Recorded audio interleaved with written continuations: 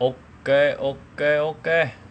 Rồi, hôm nay mình sẽ dùng cái phần mềm edit vừa mới ra mắt của Instagram.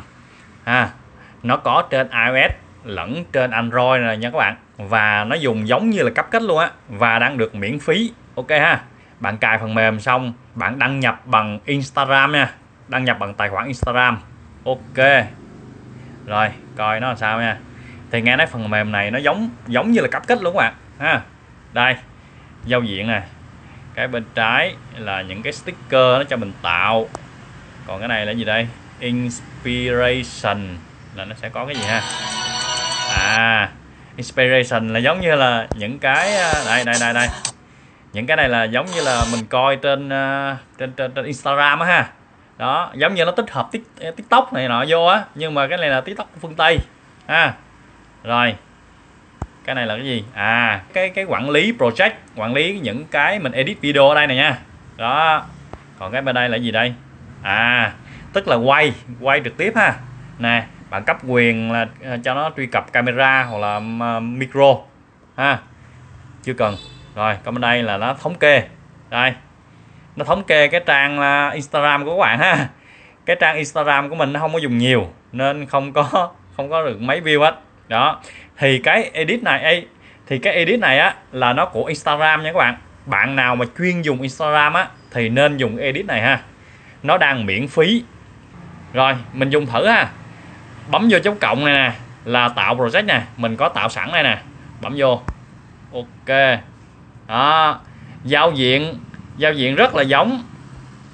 Giao diện ra giống cái cáp kết nha các bạn ha. Nè, đó.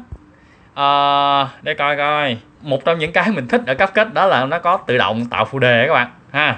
Ở đây nó cũng có caption nè, bấm cho caption. Rồi, replay luôn đi.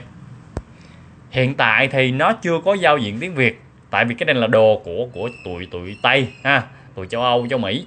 Đó, nó ưu tiên bên đó trước. Tạo phụ đề tự động nó chưa có nhận diện, chưa cho chọn tiếng Việt nha các bạn. Hiện tại là vẫn tiếng Anh thôi ha. Đó. Sắp tới mình nghĩ là nó sẽ hỗ trợ những ngôn ngữ khác. Còn cái bản này hiện tại thì chưa có nhiều lựa chọn ha. Đó. Có một cái tuyệt vời đó là cái này miễn phí dùng được và nó không bị dính watermark nha các bạn. Đó. Nè, dùng audio thử nè. Đó, kho nhạc nó nè, nghe thử coi. Đó. Ok, thấy không? Dùng rất là giống cáp kết ha. Và nó miễn phí, có AI, không bị dính watermark, quá tuyệt vời luôn. Đó, bạn dùng những cái kho nhạc bên này nè, bạn dùng cho video up lên Instagram thì không có bị bản quyền, hình như là vậy ha. Đó, còn up lên những nền tảng khác thì mình không chắc nha. Đó, cách dùng thì cũng vậy thôi, giống như là cáp kết luôn ha. Chọn nè, rồi cắt video nè, điều chỉnh âm lượng nè, rồi điều chỉnh tốc độ nè. Rồi gì đây?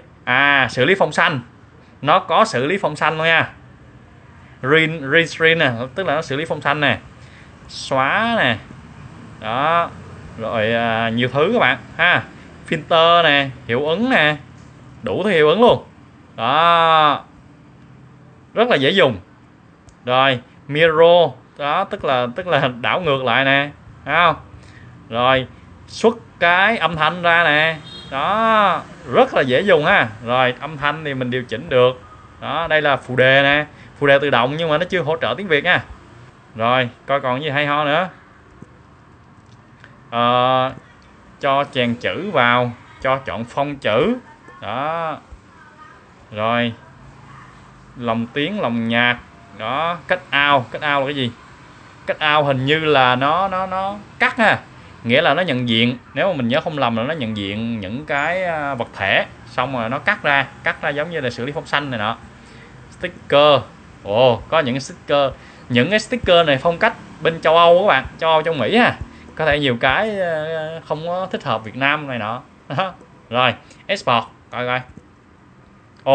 Bấm một phát là nó xuất file luôn các bạn. Chứ nó không có cho mình lựa chọn ví dụ như là xuất file Full HD 2K hay là 4K này nọ ha. Đó. Rồi, đó là mình dùng qua cái phần mềm là edit của Instagram và đang dùng miễn phí ha. Mình sẽ để link cái bài viết cụ thể dưới phần mô tả, các bạn có thể xem nha. Rồi, cảm ơn các bạn. Bye bye and good luck.